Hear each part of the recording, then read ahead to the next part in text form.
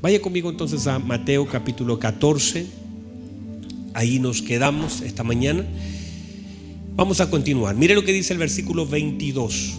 Enseguida Jesús hizo a sus discípulos entrar en la barca e ir delante de él a la otra ribera, entre tanto que él despedía a la multitud.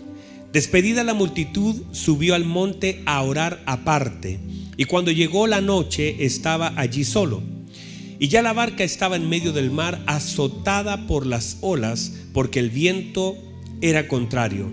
Mas a la cuarta vigilia de la noche, Jesús vino a ellos andando sobre el mar. Y los discípulos, viéndole andar sobre el mar, se turbaron diciendo: un fantasma, y dieron voces de miedo. Pero enseguida Jesús les habló diciendo: tened ánimo, yo soy, no temáis. Entonces le respondió Pedro y dijo: Señor, si eres tú, manda que yo vaya a ti sobre las aguas. Y él dijo: ven. Y descendió Pedro de la barca y andaba sobre las aguas para ir a Jesús. Pero al ver el fuerte viento, tuvo miedo, y comenzando a hundirse dio voces diciendo: Señor, sálvame. Al momento Jesús, extendiendo la mano, asió de él. Y él le dijo: hombre de poca fe, ¿por qué dudaste? Y cuando ellos subieron en la barca, se calmó el viento. Entonces los que estaban en la barca vinieron y le adoraron, diciendo: verdaderamente eres Hijo de Dios. Muy bien. Tome asiento, por favor, querido hermano. Durante la mañana continuamos hablando acerca de lo que es la fe de los discípulos y cómo a veces la duda nos puede hundir. Hacíamos mención hace un rato atrás la importancia de poder tener fraternidad en nosotros como hermanos, y tal vez tomamos una ilustración de que qué distinto es sentirse que estamos en un restaurante y una casa, ¿verdad? Que tomamos ese ejemplo de que muchas veces las personas asimilan la iglesia más a un restaurante que a una casa ministerial, donde la gente puede venir, sentarse, comer e irse. Y la idea de Dios no es esa. La idea de Dios es que tengamos una familia ministerial, que podamos considerarnos hermanos en la fe. Una persona que va a un restaurante, come y se va, no le importa que lo atiende, si lo atiende mal solo reclama o no vuelve a ir al lugar, y con eso es suficiente. Sin embargo, en una familia se ayudan, se soportan. En una familia todos lavan los platos, por lo menos en mi familia. Cualquiera puede lavar los platos.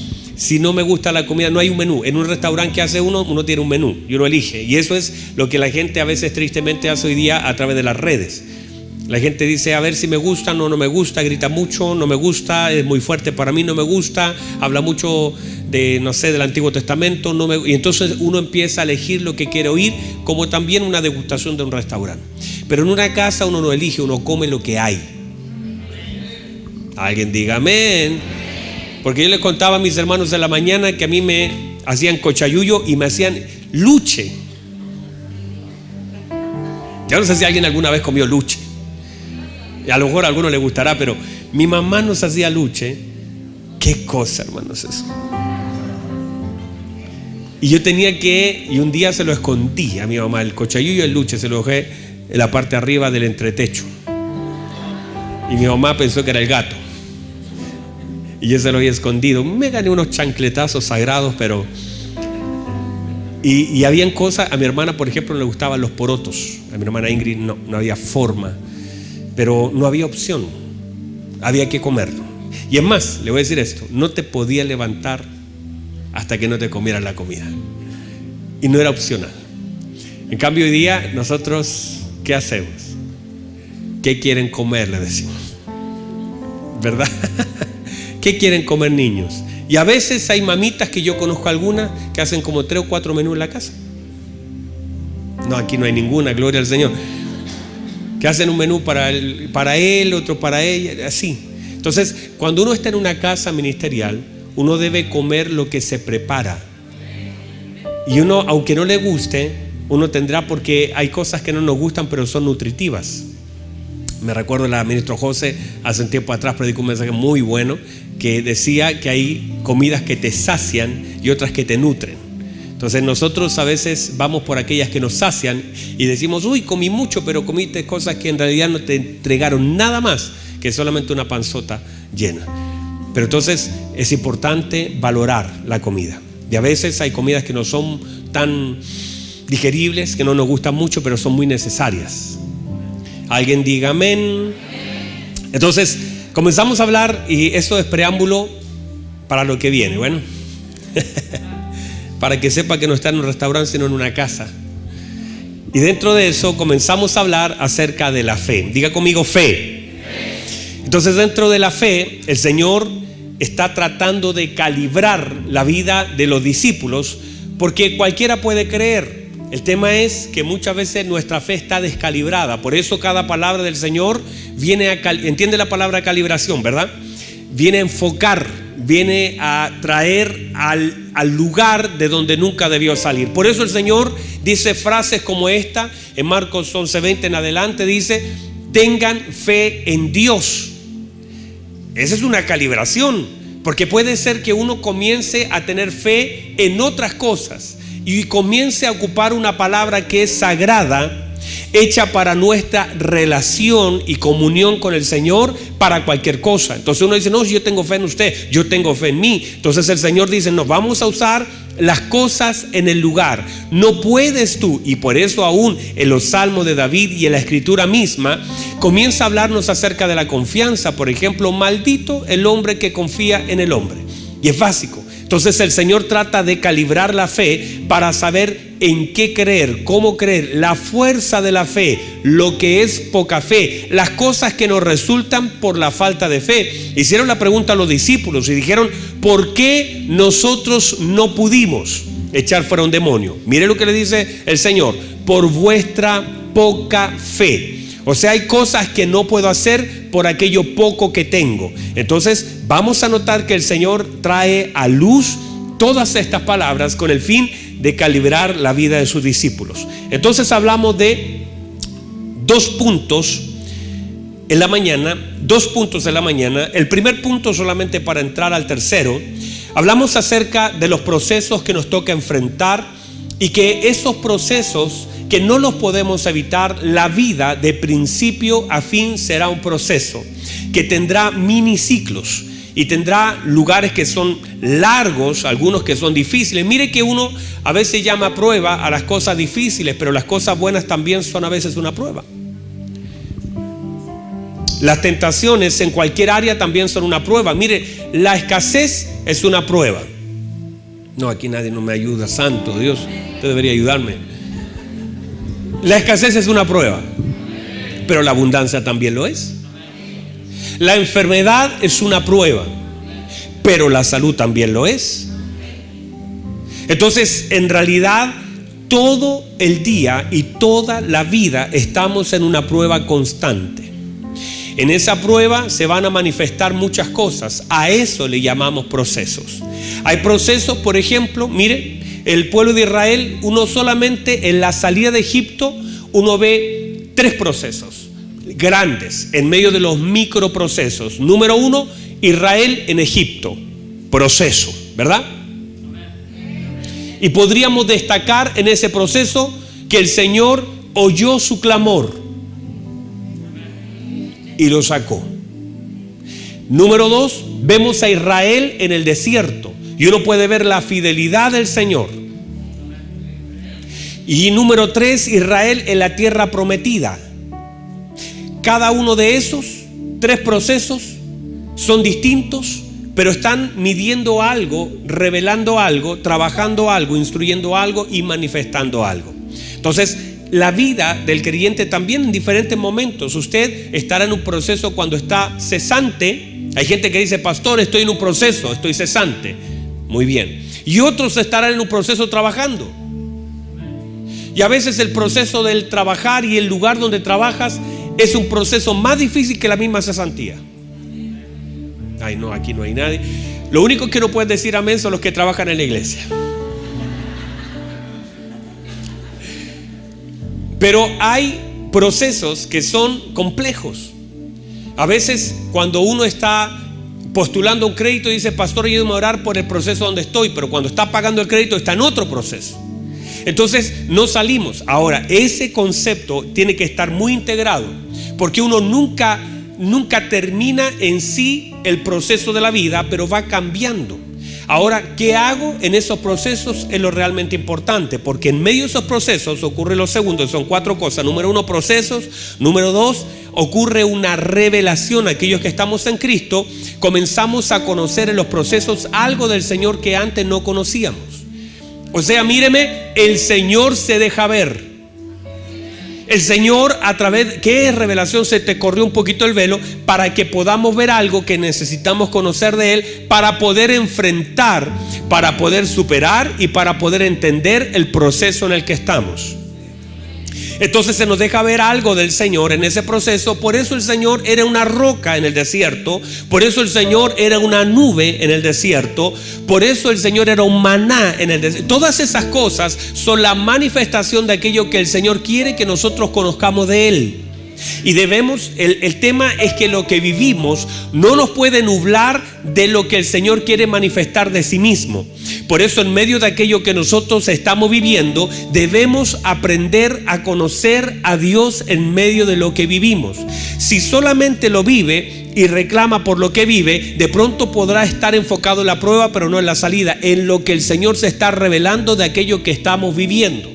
Entonces el Señor se revela también para que nosotros, a través de la luz que Él emite, nosotros podamos aprender quiénes somos nosotros, nuestras carencias, porque justamente se revela Él para que sepamos quiénes somos nosotros.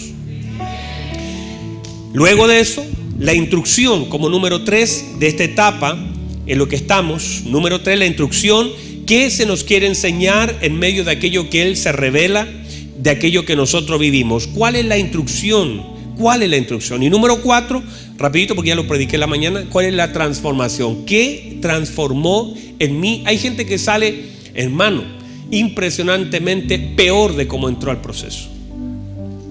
Hay personas que entró reclamando, vive reclamando y sale juzgando y criticando a un proceso. Y hay personas que terminan muriendo en un proceso que en realidad era para poder meterte a algo mayor.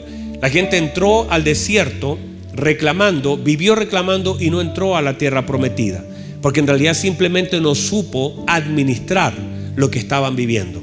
Entonces hay personas que constantemente reclaman por lo que viven, porque en realidad no han sufrido una transformación. Esa transformación es la obra del Señor aplicada a la vida del creyente, para no hacer lo que antes hacía y para no vivir lo que antes viví.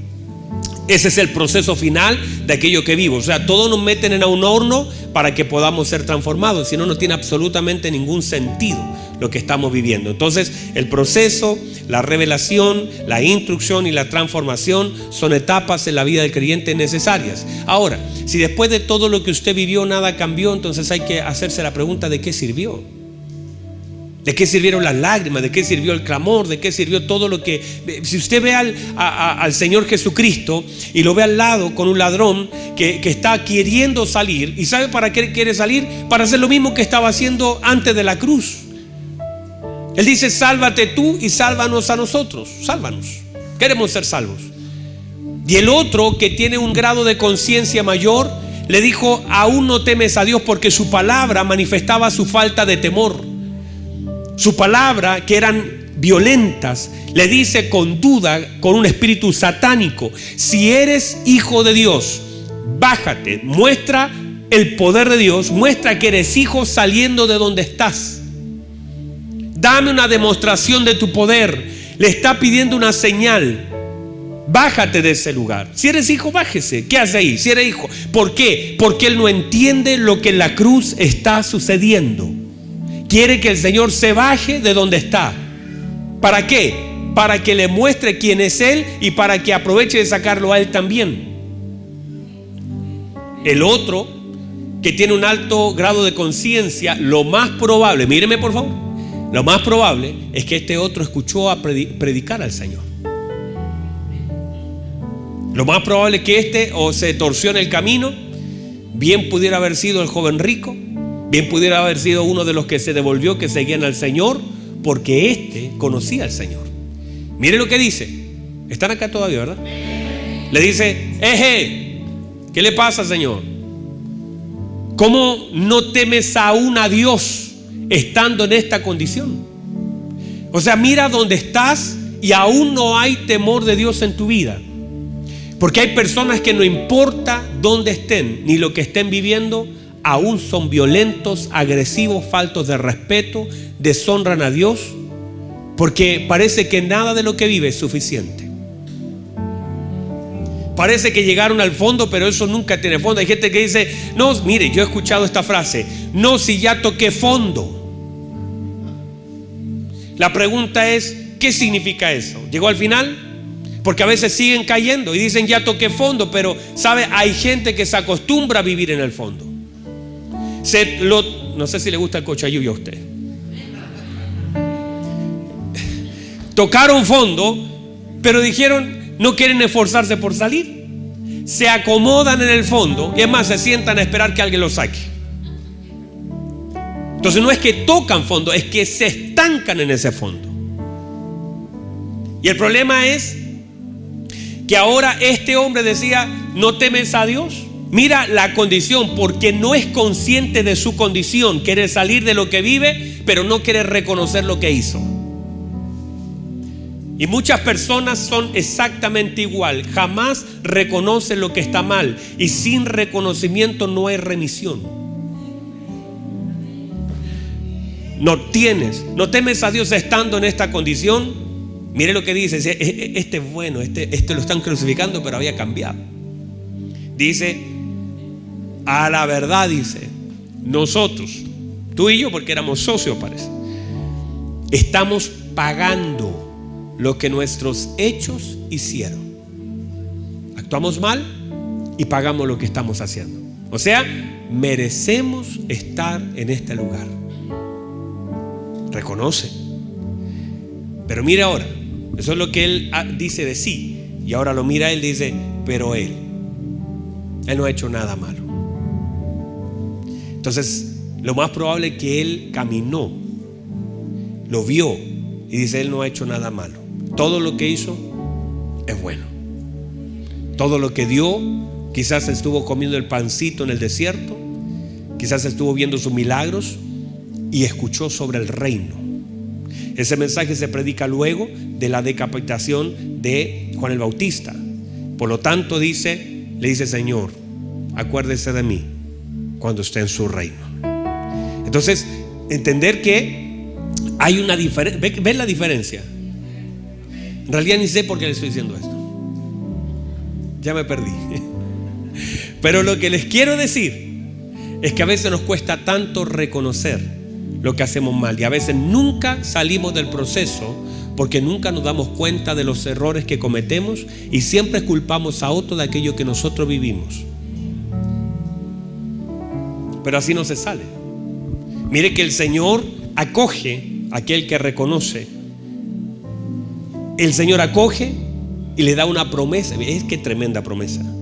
Se la da a aquel que le pide ayuda. No aquel que quiere salir para seguir haciendo lo mismo, sino aquel que reconoce lo que vive y se arrepiente de lo que hizo. De cierto te digo que hoy estarás conmigo en el paraíso. ¿Cómo descansó él? Él durmió, murió tranquilo, entre comillas, si se puede decir tranquilo, en una cruz, pero con una promesa. Y siguió reclamando para que alguien lo baje. Entonces, el problema no es solamente lo que vivimos, sino que a veces los procesos no nos llevan necesariamente a la transformación, a menos que en medio de ese proceso haya una revelación y una instrucción. La transformación es la obra del Señor en nuestra vida, y la instrucción es el trabajo que realizamos para entender lo que el Señor ha hablado y lo aplicamos en nuestra vida. A veces todos nosotros queremos resolverlo con transformación, y hay muchas cosas que requieren también el hecho de someter nuestra voluntad a lo que el Señor espera que nosotros hagamos. No sé si lo entendió, Pero el punto es que muchas personas están pidiendo oración para cambiar cosas que requieren voluntad. No todas las cosas tienen que ver, ay pastor, ore por mí para que no me cueste tanto levantarme en la mañana. Ore por mí para que Dios me transforme, para que pueda llegar a la hora a los servicios. Ore por mí. Entonces hay cosas que no son oración necesariamente, son voluntad, son transformación, son esfuerzo. Josué, mira que te mando. Mire, la transformación quisiéramos que evitara ese esfuerzo, pero no es así. Para eso está la instrucción. O a usted lo transformaron para ir a trabajar y entrar a las 8 de la mañana. El jefe le dijo, agache su cabeza, voy a orar por usted para que llegue a la hora. ¿Eso hizo el jefe? ¿O le dijo, a las 8 entra, y si no llega a las 8, se va? Eso no es transformación, eso es amenaza. Y como usted necesita ese trabajo, usted no llega a las 8:30, a las 9. Usted llega a la hora, ¿verdad que sí? No, ahora nadie llega a la hora.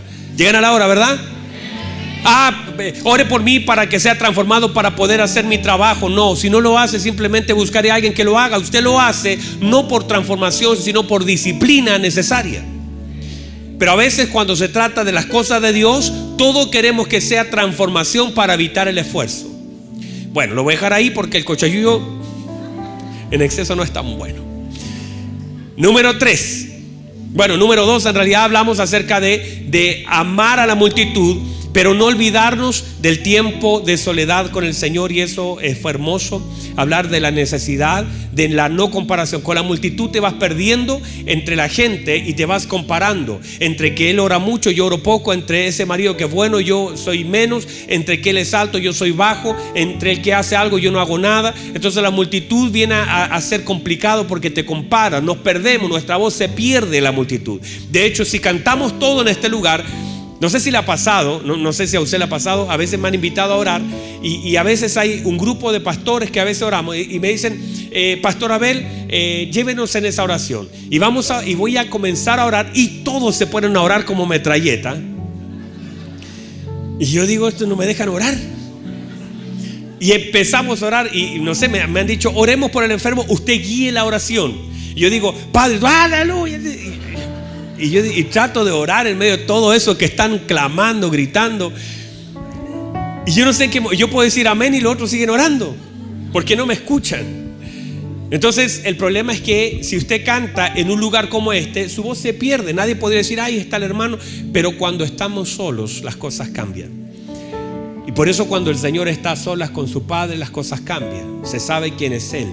Él puede llorar, Él puede gritar, Él puede pedir ayuda, Él puede confesar cosas. Aquí no podemos. Imagínense que yo diga, bueno, vamos a hacer una oración de confesión de pecados.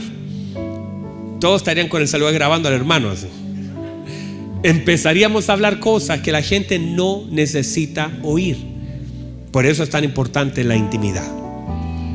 Entonces, número 3, aquí entramos. Está la barca en medio del mar. El tema es que ellos salieron antes que el Señor. El Señor despidió a la multitud porque le importaba a la gente y luego se fue al monte solo a orar. Subió al monte, pero ellos, cuando el Señor estaba orando, ellos estaban en una tormenta. A veces, míreme por favor, no es tan importante el tiempo que llevamos, sino los avances que tenemos. A veces nosotros salimos antes, pero quedamos estancados. Hay personas que miden su vida cristiana en años, en tiempo. Y a veces el tiempo es una manifestación del estancamiento porque debería estar un poquito más allá. Deberíamos estar un poquito más allá. Pero a veces estamos lidiando con cosas que ya deberíamos haber superado. O sea, si todavía estamos luchando con las mismas cosas que hace 4 años atrás, entonces tal vez usted su vida no debería medirla en años, porque la vida medida en años es un error. Llevo 40 años en el Evangelio, pero ¿cuánto ha avanzado? ¿Llegó a alguna parte o todavía no llega? ¿Terminó algo o todavía no termina nada? Y hay personas que comenzaron a caminar después, pero van delante de nosotros. Alguien dígame. Uno ve personas, voy a poner un caso, la Daniela, la Scarlett, de Jorgito, qué sé yo, personas que comenzaron mucho después que nosotros, pero han tomado una velocidad muy fuerte, muy rápida. Porque no tiene que ver solamente con el tiempo que llevo. La Biblia dice que ellos salieron. El Señor les dijo: vaya muchachos, métanse en el barquito, crucen al otro lado. Y Él despidió a miles de personas y luego sube a orar. Y se despidió de ellos cerca de las 6 o 7 de la tarde. Y eran cerca de las 6 de la mañana, 5 de la mañana. Y ellos estaban a la mitad y el Señor llegó. ¿Por qué? Porque no importa cuánto tiempo esté, lo importante es cuánto avanzo en el tiempo. Entonces el problema es que muchas personas comienzan a avanzar al principio, pero luego se van estancando. Todos comienzan a remar con mucho ánimo, pero basta enfrentar los primeros vientos contrarios como para empezar a detenernos, frustrarnos y estancarnos. No avanzamos. Entonces uno tendrá que medir, porque esto se trata también de cómo puedo medir el avance que tengo en lo que el Señor me ha dado en avanzar. En mi vida matrimonial, en mi paternidad, en mi servicio a Dios, en mi vida con mi familia, con mis hermanos. Mire, hermano, si a nosotros uno le puede decir amén, la Biblia establece que el Señor va perfeccionando nuestra vida, y la Biblia dice que los justos son como la luz de la aurora, que van creciendo hasta que el día es perfecto. El justo crece.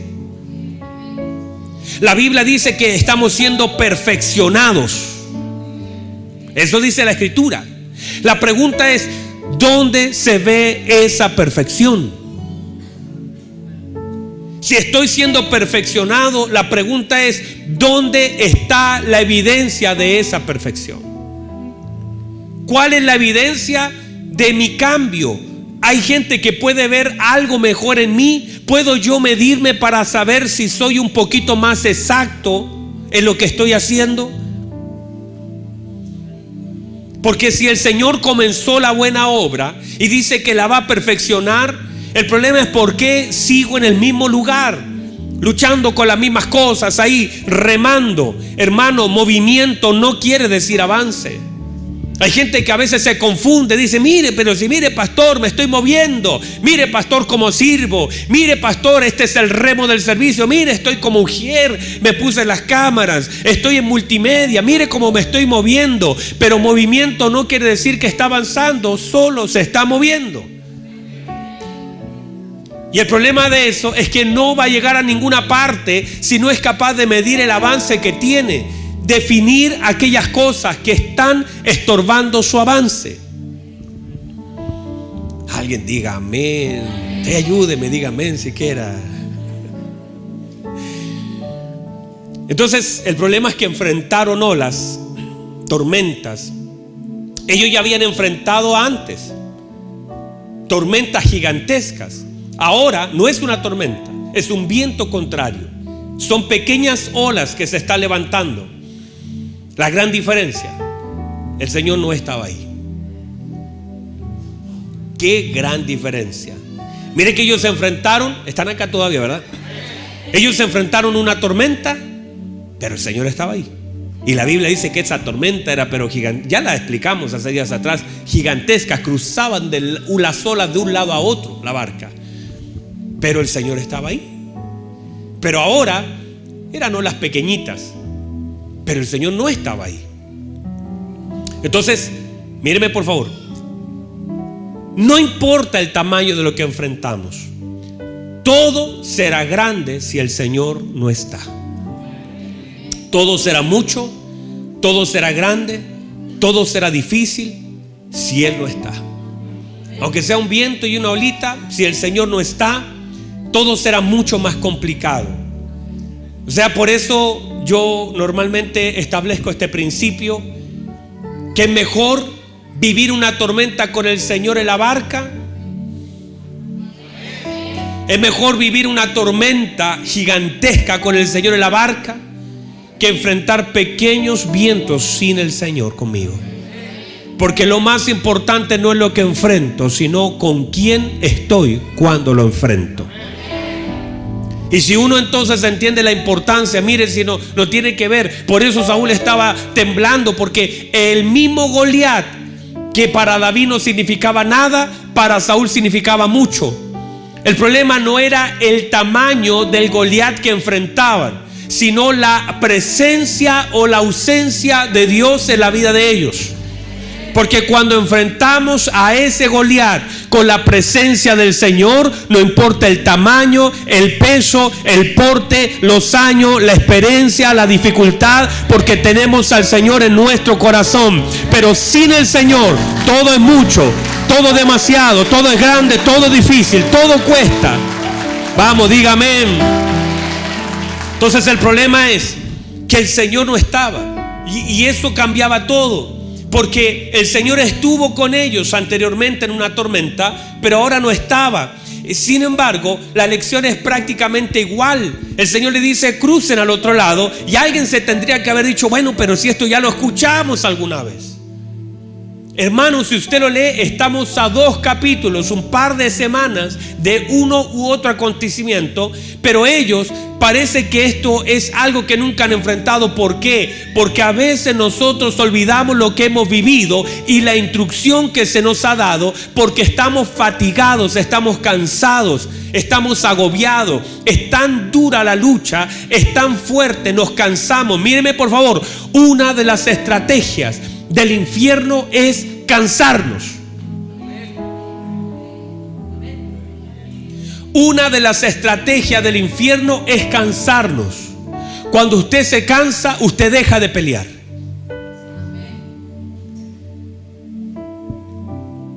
La Biblia dice: David era el rey, David era el ungido, David tenía experiencia, David tenía un ejército. Pero la Biblia dice que cuando David estaba peleando con el gigante Isbi-Benob, dice que se cansó. Y cuando se cansó, soltó la espada. Era el ungido del Señor, era el rey, tenía experiencia, ya había matado un montón de gigantes, pero se cansó. Y cuando se cansó, soltó la espada. El tema es que el cansancio, usted no sé si ha visto, a mí me encantan los reportajes de animalitos, me encanta mirarlo, y siempre veo que hay animalitos que lo que hacen no son más grandes, son chiquititos, unos perritos, pero son peligrosísimos, pero son chiquititos, y lo que hacen es cansar a su víctima. Las víctimas son grandes, son búfalos, pero ellos la rodean, hasta cuando él ya está cansado, es más fuerte, pero logran cansarlo. Y cuando se cansa, simplemente se tira y se deja comer. Literal. No estamos en horario 22 horas, pero esto es para mayores de 18 años. No sé si alguien ha visto eso. Se queda ahí y le empiezan a morder y se lo come, y él ya no puede, solamente grita, hace su gesto. Algunos se ponen hasta a comer pasto. Yo he visto animalitos que mientras se lo están comiendo dicen: bueno, por último voy a morir llenito. Se ponen a masticar el pastito mientras tanto el otro se lo están comiendo. Digo eso pensando en que muchas veces la estrategia del enemigo es cansarnos. Cuando te cansas de tu matrimonio, te cansas de tu hijo, te cansas de orar. Por eso la Biblia dice: no nos cansemos pues de hacer el bien, porque a su tiempo segaremos si no desmayamos. Cuando nos cansamos, entonces una de las estrategias del enemigo es tratar de cansarte.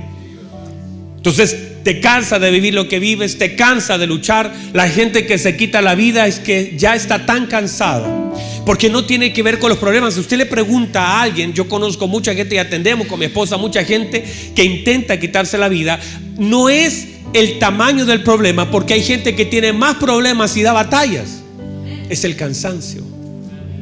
Hay personas que se fatigan, que se cansan de vivir lo que viven. La eutanasia, se cansan del dolor, se cansan de la vida. Personas que ya no están dispuestas a sufrir, que rompen sus matrimonios, que ya no saben qué hacer, están luchando tanto. Y una de las estrategias del infierno es cansarnos. Y nos cansamos porque nos desconectamos de la fuente.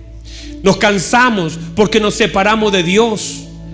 Mire, otra vez vuelvo a los animalitos. Justamente una de las cosas que hacen los animalitos depredadores es separarlos de la manada. Entonces persiguen a toda la manada, pero van viendo a aquellos que van quedando atrás y los separan del grupo. Entonces al separarlo ya queda vulnerable.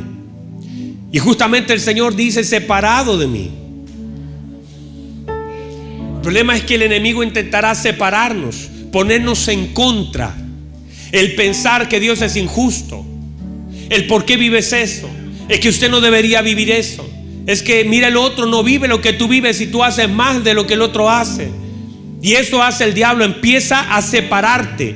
Separación no solamente tiene que ver con dejar de venir a la congregación, que puede ser, pero te separa de la palabra, te va separando de los pensamientos de Dios, te va separando de la bondad de Dios, y lo comienzas a encontrar injusto. Comienzas a ver al Señor como que no está bien lo que está haciendo, como que no me escucha, como no tienes cuidado de nosotros, y comienzas a separarte del plan de Dios, y ya no estás pensando en ganar almas para Cristo, ya te estás separando de la bondad, ya no te importa ayudar a otros, porque te ves tú hundido, y te comienzas a separar, y te quedas separado, y te empiezas a secar porque pierdes, porque Él es la fuente de agua viva. Él dice: el que tenga sed, venga a mí, beba. Te cansas porque ya no tienes fuerza, ya te desconectaron, y cuando te desconectas comienzas a cansarte, porque la Biblia dice que Él da fuerza al cansado y Él multiplica la fuerza a aquel que no tiene ninguna. Así que dice: acerquémonos a Él, agua viva. Él es el agua viva. A Él, en Él puedes recobrar tus fuerzas.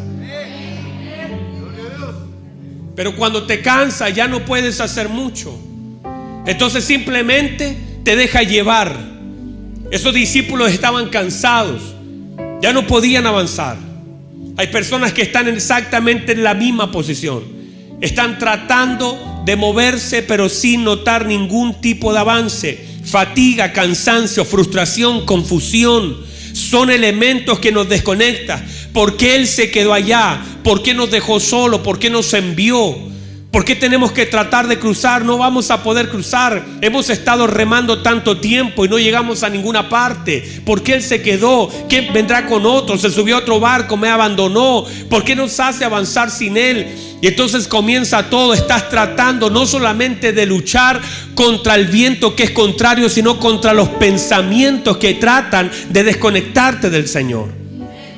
Y te frustras, te enojas, o nos enojamos, nos frustramos, nos da rabia, nos olvidamos de las lecciones que han sido tan importantes en nuestra vida. Sueltan la palabra, porque el cansancio te lleva a soltar la palabra, y soltando la palabra quedas sin espada. ¿Cómo te vas a defender? ¿Cómo le vas a hacer frente al enemigo sin espada en tu mano? ¿Qué vas a hacer ahora? Pero en medio de toda esa fatiga, la Biblia dice, cuando el Señor los ve que están en medio, entre las 3 y 6 de la mañana, el Señor aparece en la escena. Eso es algo tan hermoso. Nuestro Señor apareciendo en un momento complejo de la vida de ellos, porque el Señor pudo haber llegado al otro lado, pero en realidad el Señor fue directamente a ellos para enseñarles una lección. El tema es, míreme por favor, que es mucho mejor estar en la presencia de Dios que estar en la presencia de una tormenta. Y a veces pasamos más tiempo lidiando con las tormentas que el tiempo que pasamos en la presencia del Señor.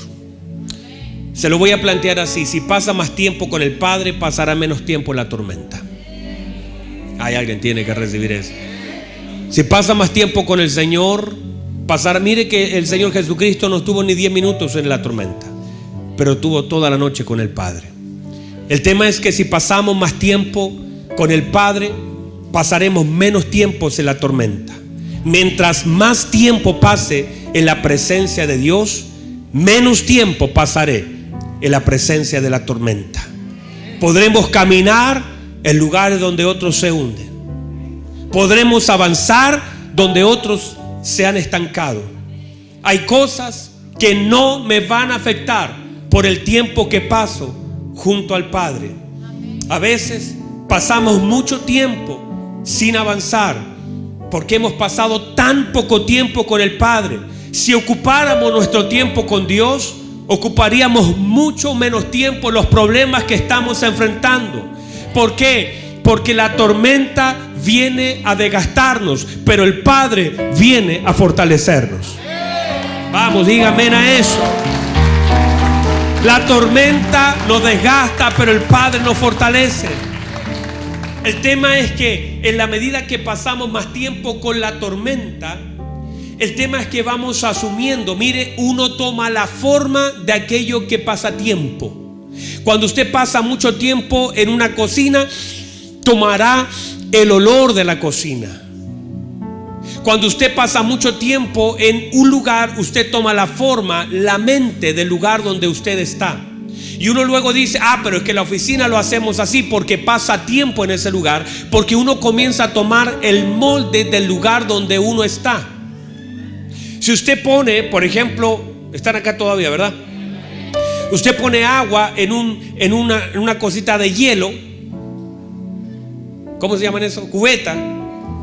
Y le pone cualquier forma, de manzana, de pera, de plátano, lo que usted quiera. Y le suelta eso y lo deja en el refrigerador un ratito.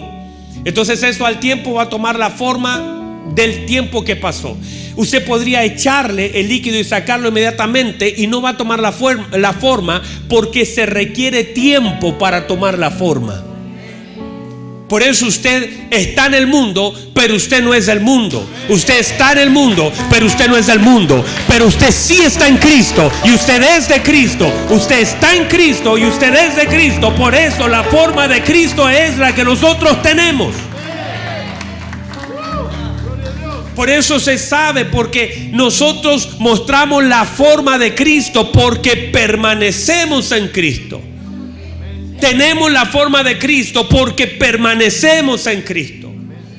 Pero cuando nosotros tenemos una forma diferente a la forma de Cristo, es justamente porque pasamos mucho tiempo.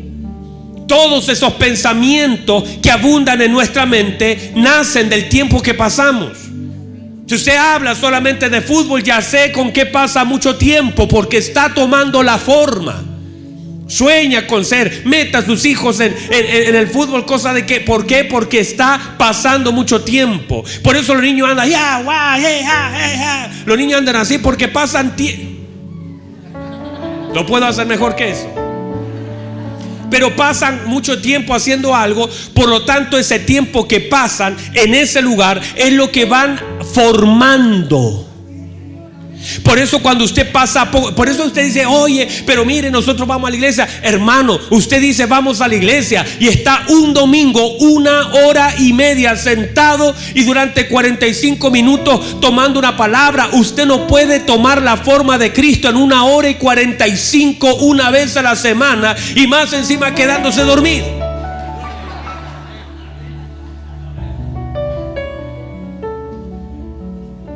O sea, ¿cómo? Y a veces decimos, yo no sé para qué vamos a la iglesia. Hermano, es que si tú asumes que vas a tomar la forma de la iglesia porque vas una vez a la semana, entonces estás equivocado. Nosotros tenemos que tomar la forma de Cristo porque Cristo está en nosotros y nosotros estamos en Cristo. Entonces por eso le decían a Pedro, tú hablas como Él, tú te pareces a Él, mira que actúas como Él. ¿Por qué? Porque Cristo estaba en Pedro y Pedro estaba en Cristo y habían pasado tanto tiempo que aunque no era un culto, era una calle donde estaban matando al Señor Jesucristo. La gente le decía, parece que tú es que te vistes como Él, hablas como Él, miras como Él. Hay algo que te hace idéntico a Él porque has pasado tiempo con Él y estás tomando la forma. Por eso el apóstol Pablo dice, ya no vivo yo, sino que Cristo vive en mí. Cristo vive en mí, Cristo vive en mí. Tengo la forma de Cristo, tengo la forma de Cristo. Cristo vive en mí y es más, ahora ya no vivo, estoy crucificado juntamente con Cristo. Yo no sé si hay alguien acá. Pónganse en pie, por favor, se nos acabó el tiempo. Ay, santo Dios, lo que viene es demasiado hermoso.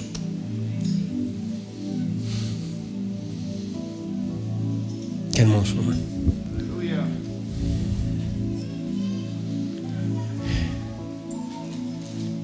Salga de este lugar sabiendo que hay un molde al cual el Señor lo quiere tomar y meter. usted va a comenzar a perder la forma que tenía. Si usted se mete en lo que es Cristo, sus pensamientos van a cambiar. Por eso hay gente que dice: pastor, yo no sé, pero ahora ya no me cuesta perdonar. Pastor, mire, cuando estamos en este rollo todavía con la forma del mundo, porque nosotros traemos una forma del mundo. En esa forma del mundo todo es difícil, todo es mucho, todo es complicado. En la forma del mundo yo no me junto con la gente porque nada que ver, no me caen bien. En la forma de Dios a ti te importa porque fuiste enviado como una representación del amor del Padre en la vida de otros. En la forma del mundo es egoísta, la forma de Cristo es generosa. La forma del mundo piensa en sí mismo, la forma de Cristo piensa en otro. La forma del mundo piensa en los deseos de la carne, la forma de Dios en complacer al Padre. Y vas tomando una forma de honra, de cómo hacer que el Padre se sienta bien. Entonces llega un momento, hay personas que vienen acá y me dicen: pastor, mire, yo no sé, y a veces me dicen: es que tengo un problema con tal persona. Y uno dice: pero tiene que perdonarme. Sí, es que me cuesta. Todo eso te va a costar hasta que tomes la forma. Te va a costar hasta que tomes la forma. Una vez tomada la forma, usted no va a venir a pedirme un consejo para perdonar, vendrá a contar un testimonio de perdón. Es decir: pastor, usted no sabe cómo me dañó, pero el Espíritu Santo de Dios vino, me tocó. Yo fui y lo miré a los ojos y le dije: te perdono, todo está en paz, shalom, todo está bien. La forma de Dios te da esperanza. No te desesperas por las cosas que faltan. Y grito, vamos a meternos a un pasaje. Esto es impresionante. El Señor acaba de multiplicar el pan, los peces. Se meten en la barca y los discípulos, mire esto dice la Escritura, y dijeron: se nos olvidó traer pan. Y habían recogido 7 canastas llenas, tenían tanto pan. Pero tú puedes tener mucho y llevar nada. Tú puedes estar lleno de pan y cargar nada. Entonces el Señor le dice: cuídense de la levadura de los fariseos. Entonces ellos se empiezan a decir: se dio cuenta que no trajimos pan, porque no captaban nada. Estos discípulos, hermanos, son tremendos. Yo los leo y digo: santo Dios, qué amor más grande del Señor. Literalmente yo digo: qué amor tan grande del Señor. Qué cosas esos discípulos. Se lo manda a recoger 7 cestas llenas y las olvidaron, ya ni un pedazo de pan. Y el Señor le dice: ¿por qué piensan dentro de sí que no tienen pan? Hombres de poca fe. Pero es que es tremendo, hermanos. Vamos a llegar a ese pasaje un ratito más. ¿Por qué? Porque el Señor acaba de hacer un milagro de multiplicación. Le dice: ¿por qué piensan que no tienen pan? Si yo puedo hacer el pan de lo que quiera. ¿Por qué piensan dentro de ustedes que no tienen pan? Es que el Señor está diciendo: el pan no se produce de afuera, el pan se produce desde adentro. Y ustedes están pensando que no tienen y están repletos de aquello que no saben que tienen. Así también, mi amado hermano, usted está repleto de la gracia de Cristo. El trabajo del infierno es hacerle creer que no, que todo le falta y que nada tiene. Pero les quiero recordar que cuando el Señor vino a su vida, el Señor no vino vacío. Todo lo de Cristo entró en usted. Todo lo de Cristo, dijo: voy a entrar a su casa, y no dejó nada fuera. Todo Cristo lo metió en su vida. Dentro de usted está la paz, está el gozo, está el favor, están los milagros, está la gloria, está todo lo que necesitamos. Todo lo que Cristo tiene está en usted. Todo lo que Cristo es está en usted. por eso el diablo le hará creer que usted no tiene nada, que todo lo tiene que... No es que lo pidamos, es que se manifieste. Porque ya las cosas han sido introducidas una vez Cristo. ¿Qué le puede faltar a usted? ¿Qué le podría faltar si tiene a Cristo? Entonces en realidad el problema no es lo que nos falta, el problema es lo que no sabemos de lo que tenemos, porque estamos llenos de toda gracia. Santo Dios, yo no sé si hay alguien acá. Levante sus manos, por favor, cierre sus ojos, dígale: Señor, gracias. Alguien aquí que le agradezca al Señor, alguien que aquí le diga: Señor, gracias por lo que me da, gracias por lo que me haces entender. El diablo quiere cegar los ojos de mi entendimiento para que yo no pueda ver. Gracias por darme tanto, gracias por hablarme al corazón, gracias por revelarme su palabra, gracias. Vamos, alguien aquí que le dé gloria, alguien que le dé honra, alguien aquí que diga: Señor, estoy cansado de sumar años. Estoy cansado de estar estancado en el mismo lugar. Estoy cansado de moverme pero no avanzar. Ver que las cosas están igual o peor. Ver que me esfuerzo tanto y avanzo tan poco. Estoy cansado de remar y luchar contra las cosas contrarias. Estoy cansado de ver, Señor, que estoy haciendo un gran esfuerzo pero solamente hay frustración.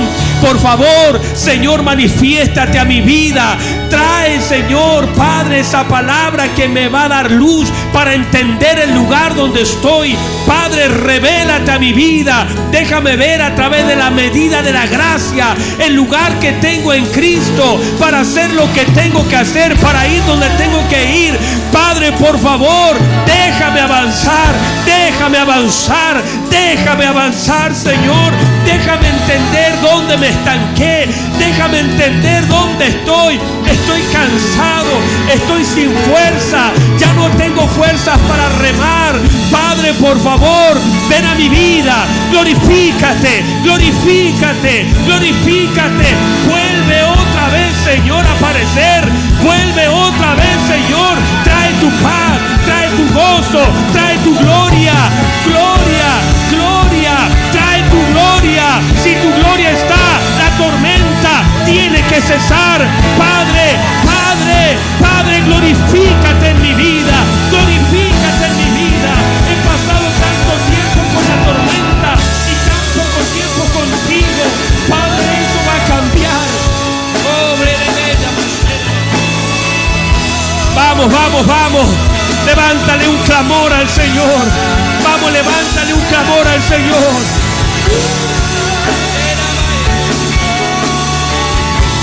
Aleluya. Venid a mí todos los que estáis cargados y cansados, porque yo los haré descansar. Llevad mi yugo sobre vosotros. Vamos. La presencia del Espíritu Santo está aquí. La presencia del Espíritu Santo está aquí.